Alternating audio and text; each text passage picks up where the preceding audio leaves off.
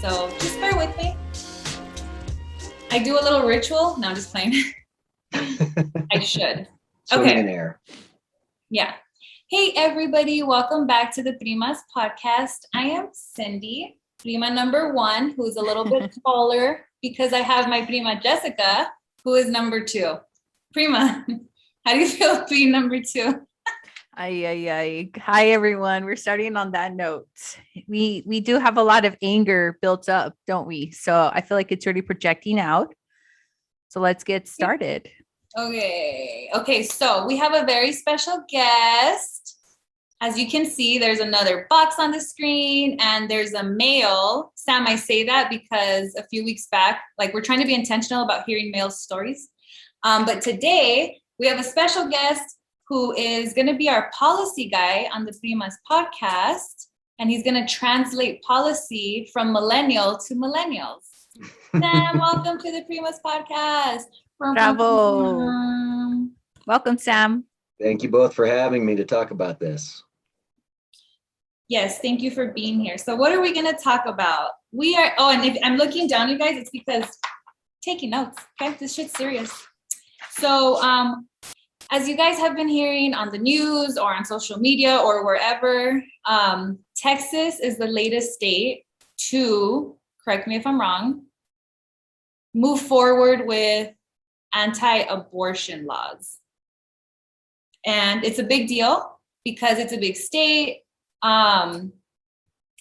So this didn't just start with Texas. This started back in 2019, right? With Atlanta being the first one to kind of say, we're going to have more control. Actually, Sam, what did they say? How did it all start back in 2019?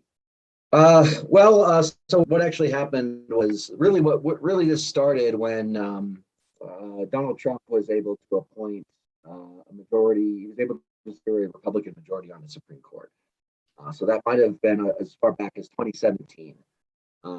After that happened, we saw a lot of Republican-controlled states begin to move forward with laws that were meant to restrict abortion in some way, with the idea that these laws would make it to the Supreme Court, and that with a anti-abortion Republican majority on the court, they would have a better chance of the Supreme Court striking down Roe v. Wade in its entirety, which is really the ultimate goal of the anti-abortion or so-called pro-life movement. Yeah. And I kind of still don't understand, if Roe versus Wade is a federal law, how in smaller states is it getting passed? So what Roe v. Wade did was essentially guarantee a national, a U.S. constitutional right, a federal right for a woman to receive an abortion. So what that told the states at the time was that they could not, if they were to pass a law restricting a woman's right to get an abortion, that would be a denial of her federal constitutional rights. And so what we've been operating under, the Roe v. Wade system, as it were, was a federal regulation against states doing something that would violate the state constitution.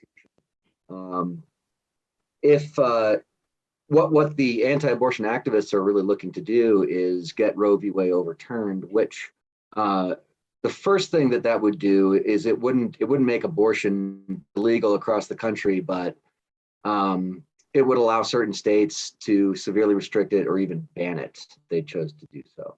Correct. Well, thank you for that clarification. And just to clarify, most states, it's not banned. It's no later than the 6-week mark, correct? Which is the controversy. Yeah, sorry, that is in the Texas bill, Senate 8. The language of Texas bill is kind of interesting. What it actually says is, as soon as a fetal heartbeat can be detected, then an abortion is no longer allowed to be performed. And from what I've learned is that can be in as little as 5 or 6 weeks. And in many cases, a lot of women don't even realize they're pregnant until after that point. And so it will have the effect of really, I've heard over 90% of abortions are going to be outlawed in Texas at this point. And even though the law only went into effect 2 days ago, it's already started to affect abortion providers in the major cities, and it's started to affect patients who have been turned away. But the 6 weeks thing is unique to the heartbeat legislation is unique to the Texas bill, as far as I know. Got it. But there's some states like maybe Alabama that are full banned, right? Like that's not even an option in that state. So actually, I think it's Mississippi actually that has. So what they're trying to do, each of these laws is meant to. Well, let me back up a little bit. Texas law, the strategy that the anti-abortion activists are using is to kind of do an end run around the Roe v. Wade ruling, and the way they're doing that is what the law says is that any citizen can basically report on somebody for facilitating or assisting with an abortion, and then the person that makes that files that report, or they can sue the facilitator, the provider, doctor, who performs the abortion in court, and they can be awarded a minimum of $10,000. So by essentially shifting the enforcement mechanism to the citizens over a particular government agency or office, they've sort of allowed themselves to kind of try to sneak around Roe v. Wade, because the state is actually not the one restricting the abortions in a way, right? It's supposed to be a citizen kind of an individual. It's supposed to be individual agents or individuals that actually get that authority. Now, in Mississippi, however, they've decided that they would just like to, instead of trying to go around Roe v. Wade, they want to attack it head on.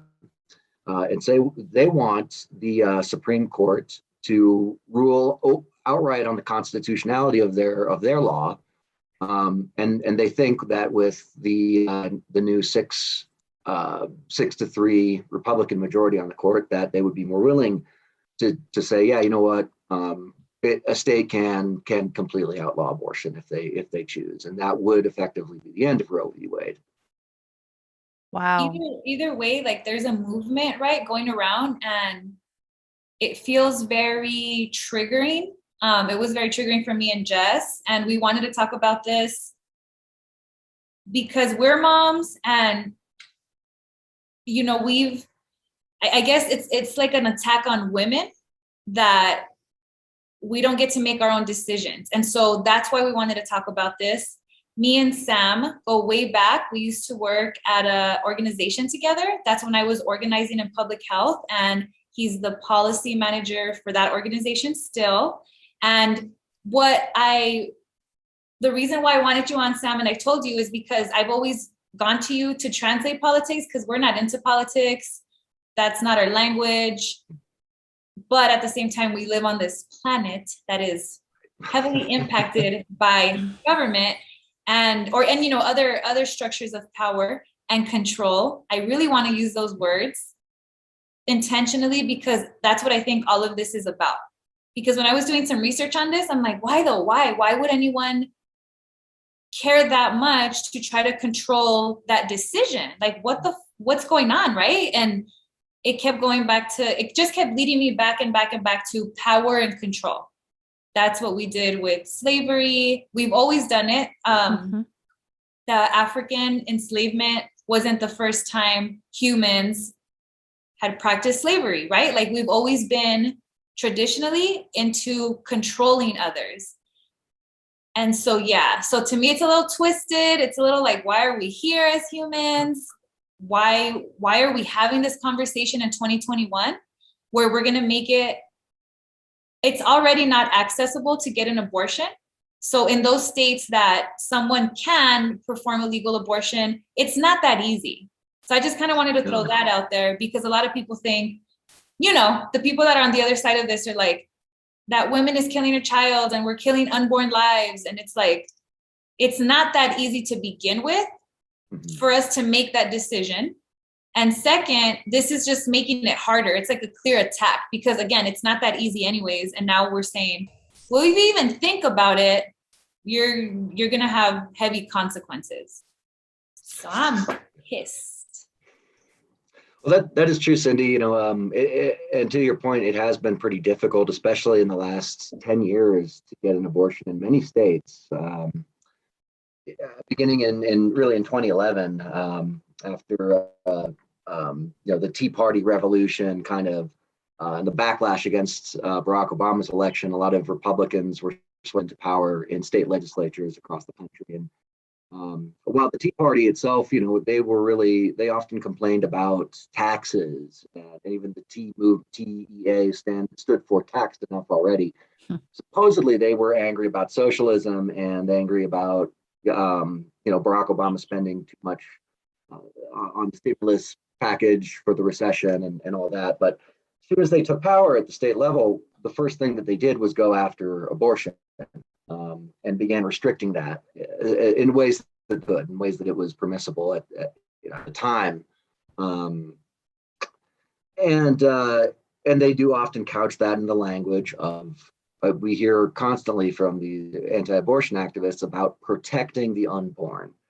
That is, to be fair, there are I would think that there are certainly some people who really just do hold the dignity of human life be in such high regard that they're against abortion, but they're also against the death penalty, and they're against war, and they're against any kind of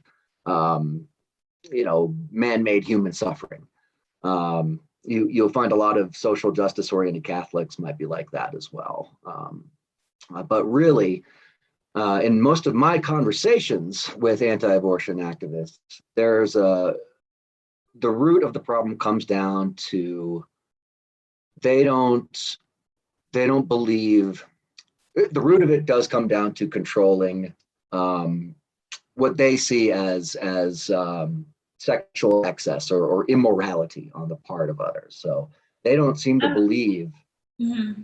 I'm glad you bring that up, because immorality, what you guys say, is tied to religion, like Christianity, right? That's right. Where it comes from. Like, just to make it clear, because a lot of people who are on the other side are very much like, they use a lot of religious innuendos, even if it's not straight up jargon, like religious jargon. It's definitely like, who is that mother to make that decision on another life? Where that's one argument, right? That's what you're saying. You're saying like, we're trying to protect life, but then there's so many different arguments, right? And one can be, what if I believe that life begins once the child hits a physical form? That's another argument. And if you believe that, then when a child, is an unborn child and the mom's pregnant, then they're an extension still of that mom. They're a part. This is my theory, right? Like, I'm no one special or important, but everyone's points are valid. And Jessica said something earlier, and I don't want to take credit for it, but it was very powerful. Jessica said, because I'm like, man, I'm struggling with finding solutions for this topic. And Jessica said that her solution was to allow that space to even have the conversation. Because we don't even, right now with cancel culture, we're very much like, nope, either you're on this side or you're on this side. On this, and that's it. We're canceling you or we're ignoring you if you feel any different. So I don't know. What are your thoughts on that argument? Like, where it's like, no, you're wrong. You're immoral. Well, I think it's kind of based in fear, and fear of like, I worry about, and as we're talking right now, it's scary to see states like Texas and Mississippi and other states move against these individual constitutional rights. And I think the root of that is fear of what the other political side might force you to do or not to do. We have people on the right that are just terrified that their kids will learn about, their kids will be taught that that all white people are racist, or that the kindergartner will come home with wanting to be transgender or something like that. And that's kind of what motivates that's what motivates these culture, the really heightened, really vicious culture wars that we're seeing right now. Yeah. Prima, what do you think about that? Yeah. This whole thing has been very upsetting. Just overall in the year, we've been dealing with COVID. And Cindy and I have said this a lot. It feels like we are traveling backwards, like never did I think I remember learning about Roe versus Wade in high school and then even deeper in college. And I was so passionate about it. I was like, yeah, fuck yeah. Like in the 1960s and 70s, these women fought for our rights, and thanks to them, we were allowed to have so many choices and options, like moving forward. It was like the Me Too movement in the basics of it, right? And it's really sad. And it does make me angry hearing that 8, now 9 states have passed it again. And it just trips me out because I'm really into controlled societies right now. Like we read 1984 last year. I love like The Handmaid's Tale. And it's like, I know these are fictional stories, but it's like, this is essentially like our reality today. And I don't know how to move forward or like what's right or wrong, right? But I remember thinking when we were talking about this subject, I just graduated from college, and I remember one of my classes, it was a philosophy class, it was a critical thinking class, and our professor asked us like, okay, well, pick a stance and make your argument. And I chose to write against the death penalty because I don't believe in it. So I made my argument. And then he did something interesting where he paired us if there was someone on the opposing side.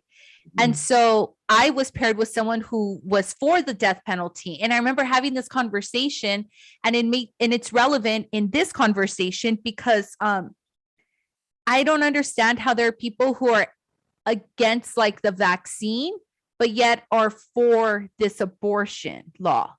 Like it doesn't make sense to me. Like there's that spectrum again of control and perspective. So I didn't want to get the vaccine. I did it because my job is implementing it. And if I don't do it by a certain day, I'll be unemployed. So they're Not funny, but essentially like forcing us to do it. So, it took, I haven't sat well with it. I don't like or agree any government or any institution should tell me what to put inside my body. And then here we are. And then there are people who are like, yeah, take the vaccine. But then they're against this abortion, like they don't want this abortion thing. But I'm like, it's on the spectrum of control. It's on the spectrum of power and authority. So I don't understand that disconnect. How can you tell me to get the vaccine against my will, but yet you don't want these other women to be forced into like keeping these children? Like there's just so much disconnect and so much opinion and perspective. But to me, it's like my body, my choice, at the end of the day, like no government or doctor or anyone should tell me what to put inside or take out of my body, essentially. And that's where I am on the spectrum.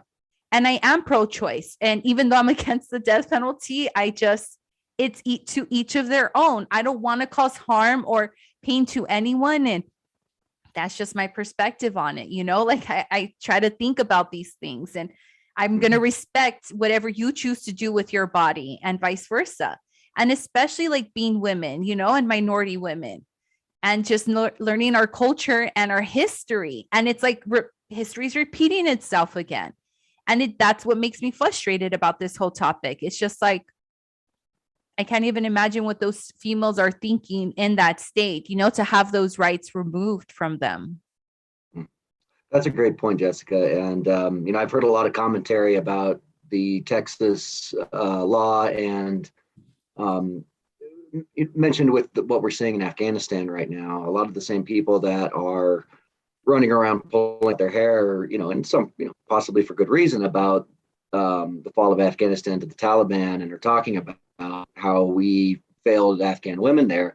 Some of these people, the same folks that are trying to push these religiously authoritarian laws in so many states around the country. And and I do think it speaks to a kind of kind of control or kind of power that they're after. And I think to your point about the vaccines, right? I've heard that too. So many people who are opposed to taking the vaccine, or especially opposed to, having government regulate, that you have to take a vaccine, are perfectly willing to put somebody in jail for having an abortion. But to them, the best thing I can think of is that it might be the wrong kind of control for them, right? Yeah. That there's a public health interest. It's sort of it's an altruistic communal interest that everybody has in getting the vaccine. And so when the type of like conservative individualist that hears that, and they think like, oh, they want me to do something for somebody else, and it seems like a burden to them. But the other side, that I guess the thought process that allows them to think, about to think that abortion should be illegal. They see that as, I think they see it as controlling a deviant behavior in an individual. So they're essentially trying. Yeah. Their big thing is honor and morality, and this idea that if people don't behave in a way that conforms strictly to their idea of honor and morality, that somehow is just a major threat to their well-being and everything we stand for. And that's why we have the cognitive dissonance. Exactly. That's a good point. Yeah. That's a good point though, because how we're so passionate, right, about whatever we believe, and we're fighting against what somebody else believes differently than us, and then we're calling them crazy. They're not crazy, we're all crazy, because like Sam just explained, they're literally operating from like, no, I'm trying to save you. I'm trying to save, right? Because they talk a lot about like, I'm trying to save your soul from it going to hell by you committing suicide, by you killing your unborn child, by you getting in a same-sex relate, right? There's so many rules that the Catholic, it's just like, damn, like that is so judgmental. Anyway, that's a different topic, but of course they are.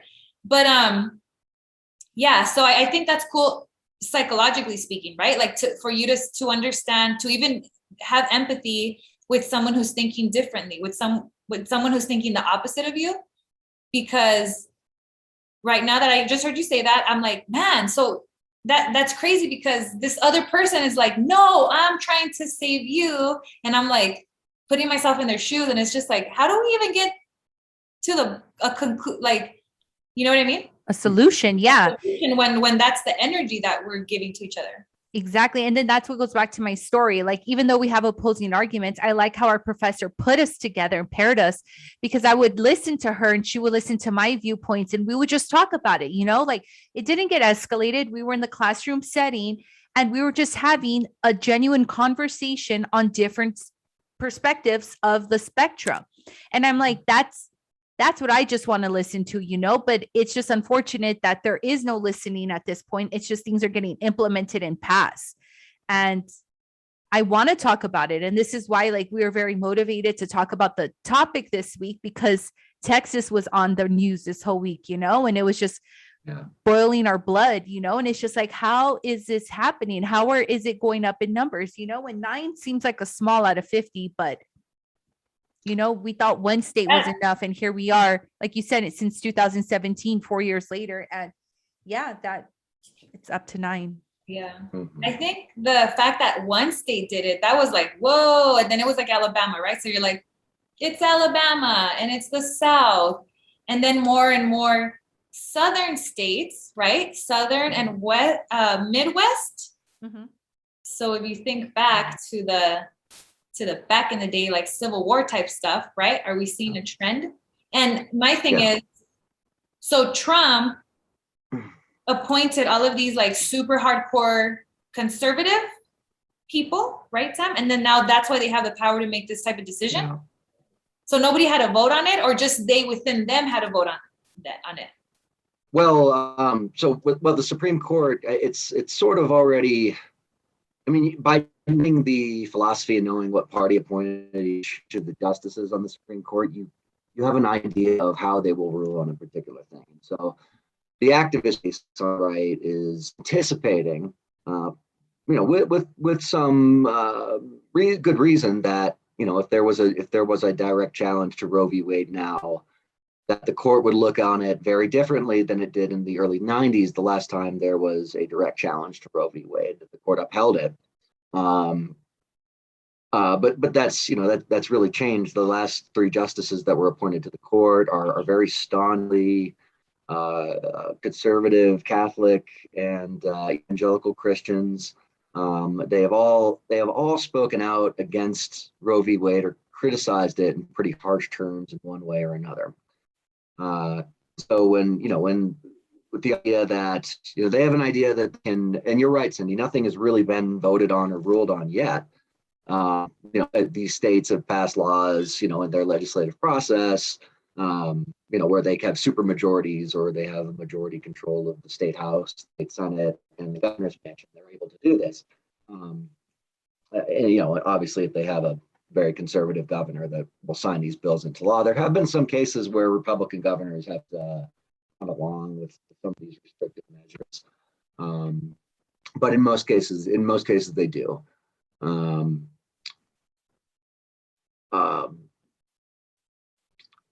But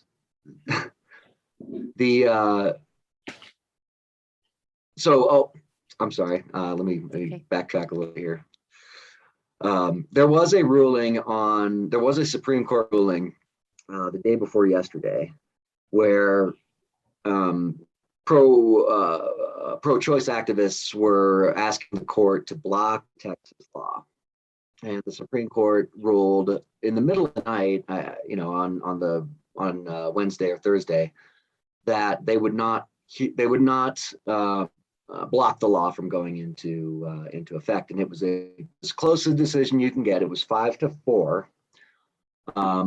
You had Chief Justice John Roberts, a Republican, actually join with the court's three Democrats in a dissent for this one. But the court essentially struck it down, the court essentially said they're not gonna block it because, for one thing, the law had just barely gone into effect, and typically in a judicial setting, before someone can go to court, they have to be able to say, look, I had this problem, this law or this practice has harmed me in some way. So we have to wait. We have to wait until somebody actually loses their rights. That's the justification of why they didn't block it. That was part of the justification. The other part is a little complicated, but it has to do with the fact that the Texas law asks individual citizens to enforce the law instead of asking the state government or local governments to do it. What? Yeah, that's what he explained earlier. 84 book, yeah, where we're policing each other. Yeah, that's exactly right. Like the government didn't even put it on their shoulders. It's like, no, well, you guys wanted this, so we're gonna put it on your shoulders. And that's exactly the frustration. Like, I don't understand all this control right now.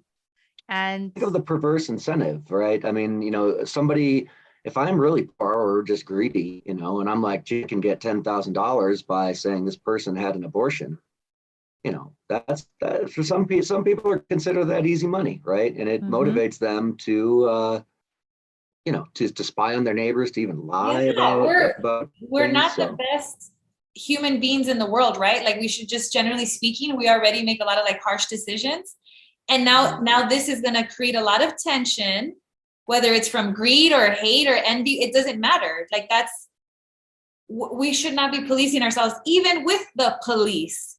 You know what I mean? Like, we should have structure, I think, and things in place, but when it comes from power and control, it's always negative. It always brings out the worst in people. I saw this thing the other day on YouTube. It was just like a short video, but it was talking about billionaires and their yacht life. So there's no rules. I don't know if you guys have seen these, but the people that work on those yachts are like, oh, it's disgusting. Like, the more people have money, the more crazy they act. Oh my God, I'm so sorry, you guys. Why am I still getting emails? But you know what I mean? Like, the more money and power and control, right, people have, because they're talking about billionaires, like the top of the world.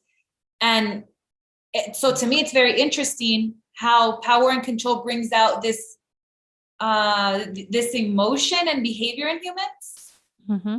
Because do you guys know, I know you guys both do, but I want to just mention this author, Robert Greene. Comic Right? book right over here. Oh, yes. Yeah. So he says, right? Like he says, we all have the ability to behave the way that when we look at someone and say, they're psycho, I can't believe they did that. Are you guys hearing my email thing? Yes. I'm really sorry about that. That's where, okay. Technical difficulties. Okay. So my thing is, damn it, what was I talking about? Robert Greene.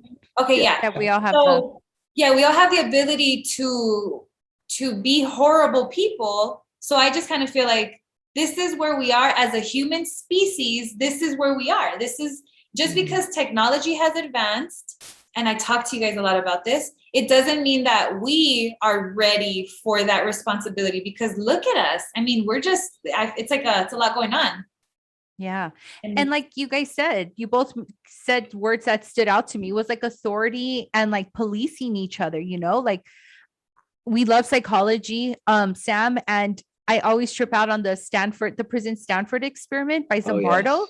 And even though, yeah, it's not a very credible source, but still, nonetheless, that experiment sparked a bunch of other studies that show we go a little crazy with a little bit of power.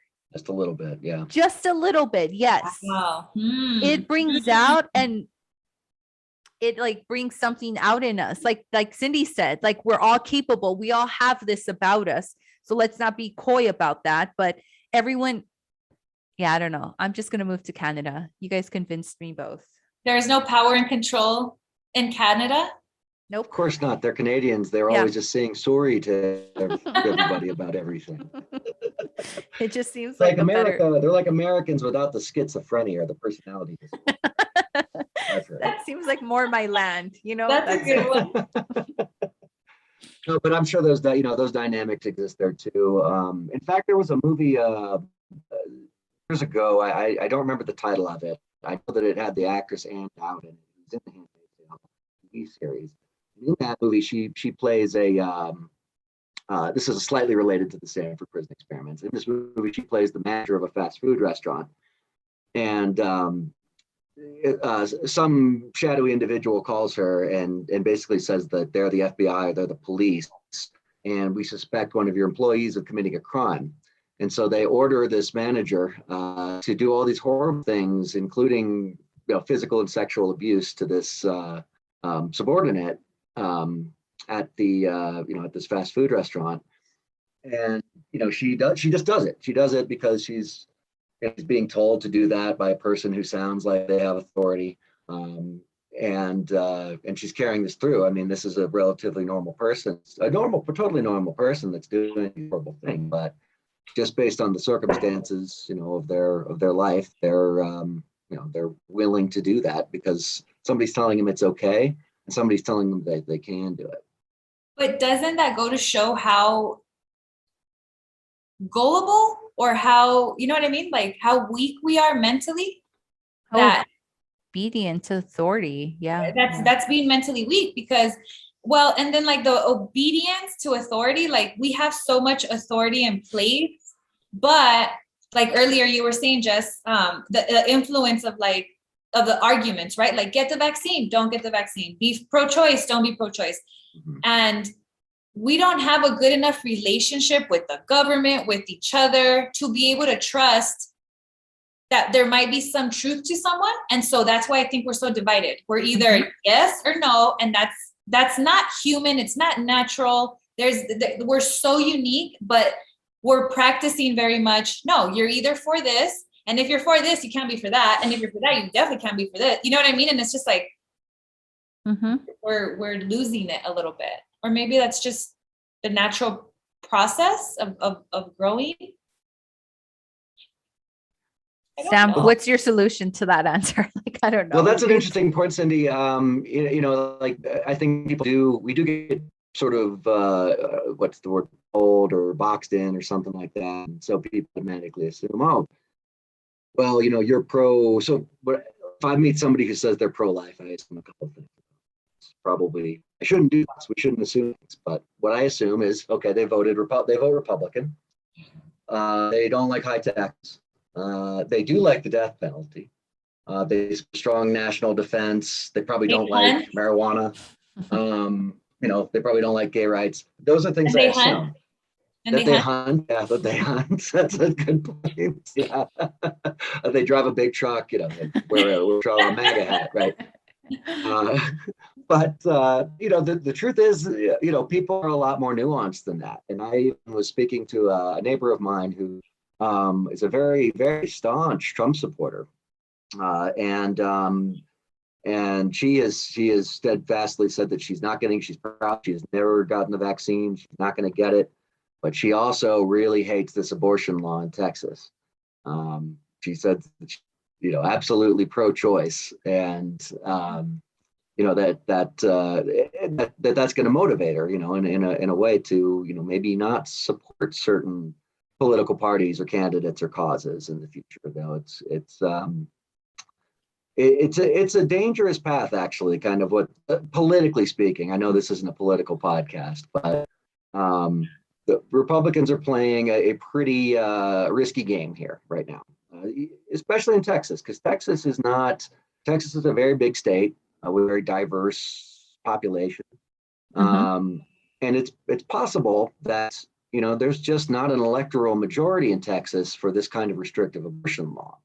And if Republicans give that away or essentially make it so what Republicans be doing is giving this up as an issue. What a lot of times, it's just what I will assume about a life politician is that they're hypocritical, that they're going to say a lot of things about abortion, right? And they're going to talk about protecting the unborn or whatever.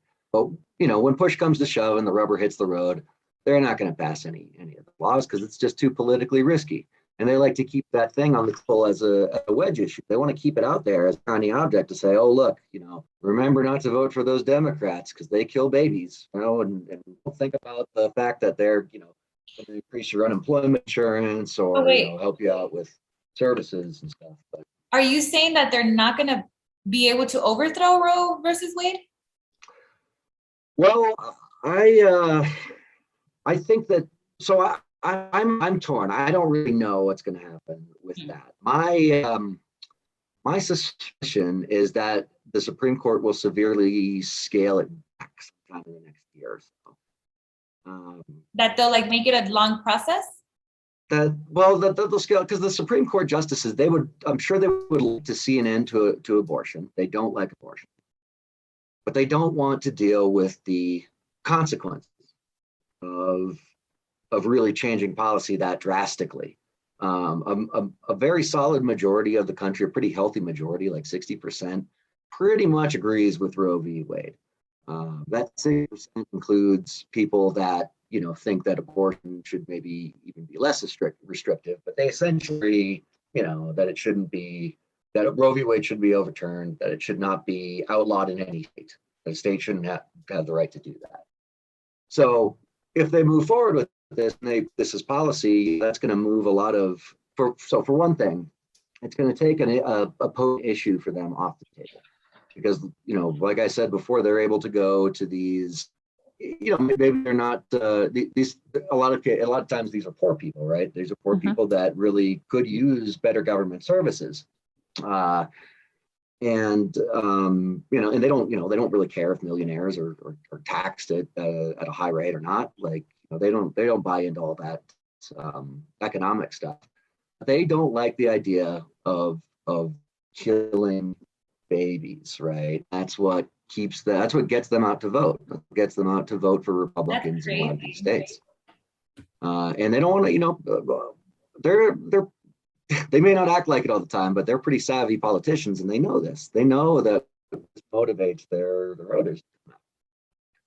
Now, the opposite, the flip to that is if it was suddenly not an issue, let's say Roe v. Wade was suddenly overturned and that states could outlaw abortion if they wanted to. That would kind of have the opposite but have the opposite effect. So people that really wanted to see abortion outlawed and illegal, they're going to stay home. They won. They got what they wanted. There's no reason to go out and vote for, John Smith, the Republican candidate. But the people that So are they upset think about about it, these things? if I don't, any good politician has to. I would, if Because I'm if they like, don't think about it, they probably hire a campaign manager to tell them. someone is telling them like, hey, this isn't going to play out maybe. Yeah. Okay, well, that's good. That's kind of good as we're getting Right, to the solutions. Right, and that, and it's, I know it's a rough thing to hear, right? Because like, it's essentially saying that we're going to have to allow things to get worse before they can get better. And I think that's how it's meant to be. Stay woke, conspiracy theory type. I think it's meant to be so difficult. And here we are playing, like here we are, like the little people, just kind of like arguing with each other and policing each other. But then the real truth is like, yeah, let them get distracted by that, because really in 10 years, this is the outcome that we actually want. And so we're playing a game to get there, right? Is there some truth to that maybe politically? there's always, people are always scheming in politics to get something done. And if they're, if they're any good at that vocation, then they're playing the long game. So That's they are crazy. thinking Now, 10 there's or people 20 that are years. really like, oh, I'm about to fuck shit up while I'm alive. And these, there's a lot of Can't pro-life, anti-choice people around there that have been waiting for this moment for 40 years now, ever since Roe became the law of the land. And they're just been fighting it, right? Because it's not Jesus like, yeah. That is part of the, that really is the key, to winning in politics, is that you can't give up. Yeah. Can I just say real quick, when I was in college, actually, I was at East LA College and I took a world religious studies class. And even before then, because we grew up hardcore, not hardcore, but kind of hardcore Catholic, not like my mom Catholic. But then my mom, is it called denounced? That sounds like such a dramatic word, but is it denounced, the Catholic Church? Yeah. So she did that once the stories started coming out about the priest raping the little kids and just all that crazy shit. My mom was like, heartbroken, right? And then like it was a whole thing for her, because she was always afraid and operated from a place of either I'm going to hell or I'm going to heaven. And imagine to operate with that, just to come from that and think about that every time you make a decision. And so I just remember looking at world maps and thinking, okay, so then the Spaniard people, the Europeans had this idea about Jesus Christ, and then they politicized it. And then they're like, if you don't believe this, you're going to hell. Very convenient, right? Like that's how else can you paint that? Like either you're for it or you're going to burn for all eternity. And then, but then I always was like, what about all of these other countries and all of these other religions? What if Mexico had been colonized by fucking China? Then we would have their religious influence. Or what if we were colonized by, literally, this is just an example of like, when I was trying to trace back, like, why are we so hardcore about these rules that are coming from this religion?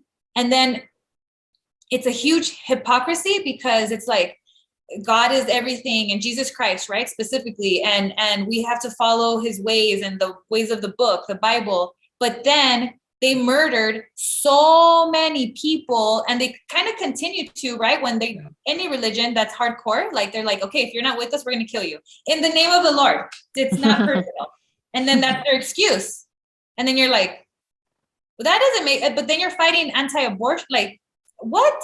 And so I don't know. I just think that's crazy that people maybe don't question that. And they think like, no, I'm faith-based, and I total respect. I have a lot of family and a lot of friends that are super intelligent and religious. So I'm not bashing it. It's like what Jessica was saying earlier. It's the fact that we can't come to something where it's like, no, it's either this or this. That's it. It's like, why can't we come to something?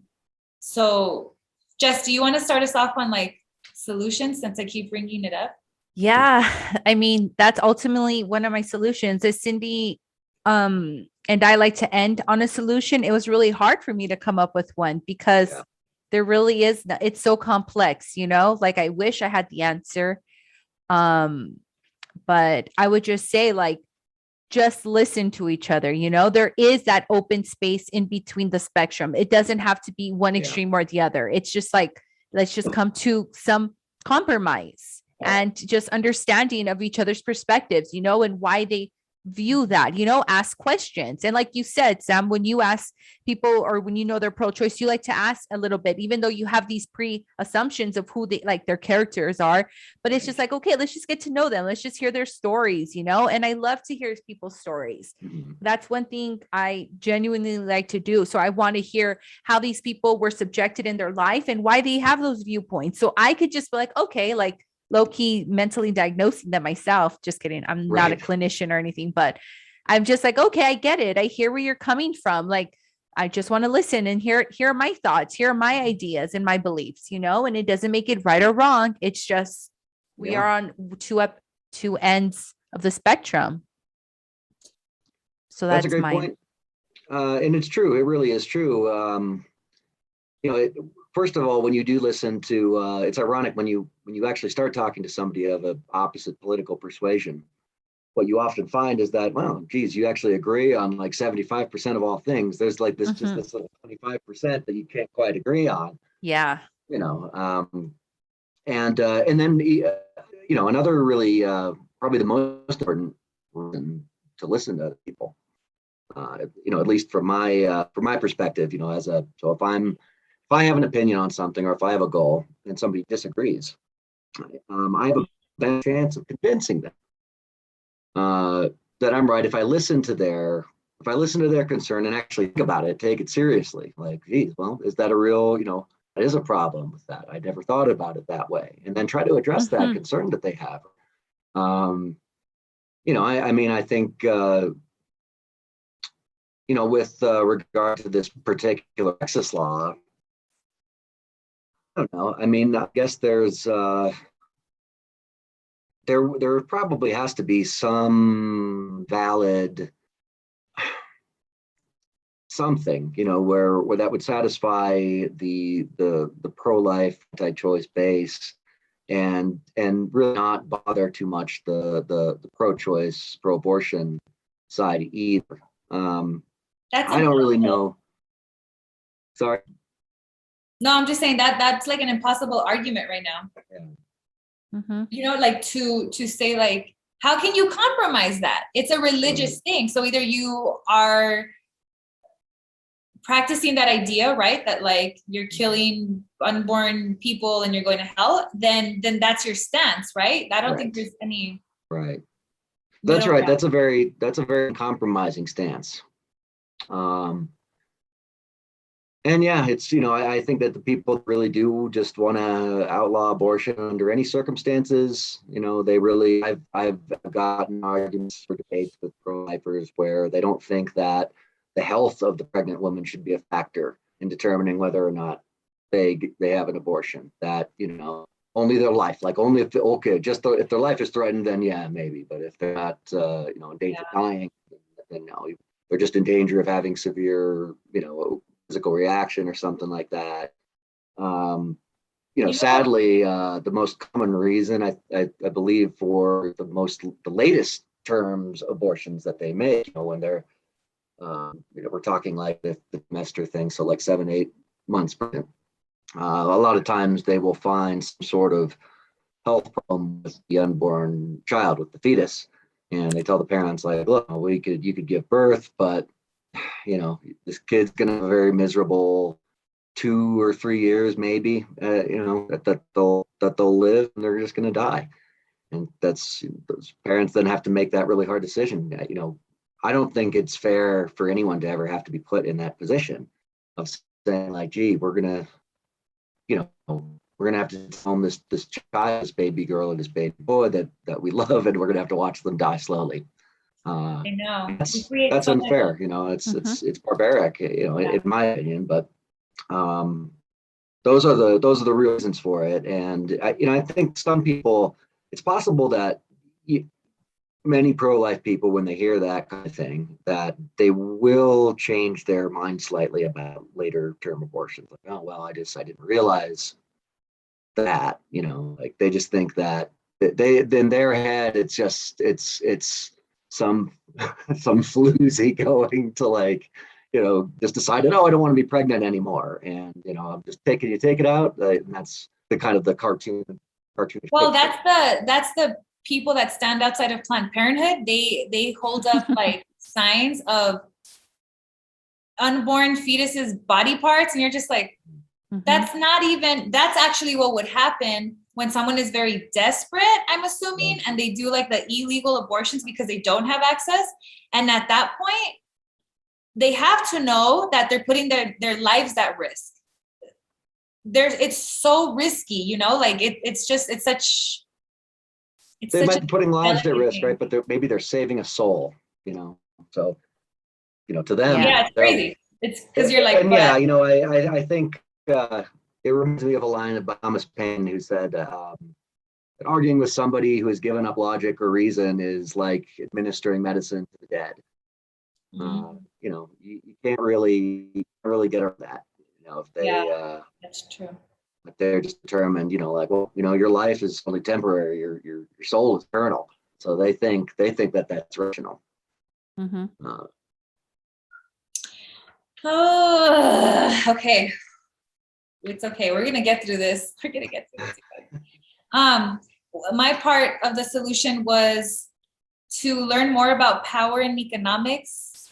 I know that sounds super boring, and it's so boring to me. I remember taking economics in high school, and I went to this all-white high school my junior and senior year, and they made us vote for the presidents, either Republican or Democrat. Like, we would go up to the computer and then we would vote. I guess they were just trying to see, like, I don't know, but I was the only one who voted Democrat, and everyone's like, you fucking knew it type. And I'm like, why are we doing? You knew what I was going to do. Anyways, I don't know. Really? But it was a boring, horrible economics class. Yeah. Shout out Chaparral High School. I hate you. Just kidding. That here is in Colorado. It was in Colorado. Oh. Chaparral High School in Parker. Chaparral? Okay. Yeah, I don't know. Anyways, but so learning a little bit of history of like power and control in economics, because every time I go to my mom and I'm like, oh my God, do you hear what's happening? And she's just like, well, and my mom's like a huge historian kind of, because she likes to read a lot. Yeah. And so about different dynasties. So when we talk about Christianity, right? Like BC and AC times. So my mom used to, she has a lot of knowledge on before that stuff, just when it used to be different, like they didn't call them religions, you know what I mean? But they were still pretty organized, spiritual stuff going on. And like, so she's just like, ever since she can read like back in the day, she's like, we've always done this. We've always gone through this rhythm of how can we control, now them, let's control them because this, or how can we get power over that? And so it kind of brings me a little bit of peace of mind, kind of, because it's telling us, it's telling me that we're going through a rhythm. Like, this is natural human behavior. And I can't wait for us to discuss Robert Greene's book that me and Jess are both reading. We're reading The Natural Laws of Human Nature. Yeah. Of Human Nature. Oh. The Laws of Human Nature. Yeah. So we're reading that book, and isn't it amazing? Because we're going to talk about it next month. But anyways, yeah. So a lot of this, it just kind of explains, and it gives me a little comfort to say like, oh, well, yeah, like this is where we're at. That's why we think this way. That's why that person thinks that way. And there really isn't no right or wrong, because then that's me judging and saying, no, my opinion is right. Yours is wrong, because that's still a part of the problem. So yeah. Great topic. And here, yes. So thanks, Sam, for coming on. We appreciate Oh, really? it. That's it? We're done? Okay. Yeah. Did Cindy pay you already? Because that should have been already taken care of. No, Pay just me. kidding. She paid me just there. Like, I just seeing her dance like that. she's Pay me like, enough. "Payment?" Hilarious. Yeah, seriously. No, Thank you. I didn't. That went by really, really fast. It did. Thanks for coming on, Sam. Sam came on last minute. Yeah, it's a pleasure. I would love to be on anytime you will have me to talk about Yay. anything political. You said it. Or You policy. shouldn't have said it. You messed up. It's on recording. We We're will going to bring you reference. on, once a month. It's easy to do. I can make that time. Yeah. And I told Sam he should get his own podcast to like, Mm. right? Don't you think Yeah. he'd be cool? Like, Hey, well, I'm gonna practice here first, and we'll Yeah. see. Okay. We're That's done fine. with that. All right. Well, thanks everybody so much for listening. We hope you enjoyed this conversation. I did. I really liked it. I was really excited to have it. And so leave us any feedback or comments. Follow us on Instagram at Primas Podcast. And we love you and have a great day. And bye. Bye. Oh no.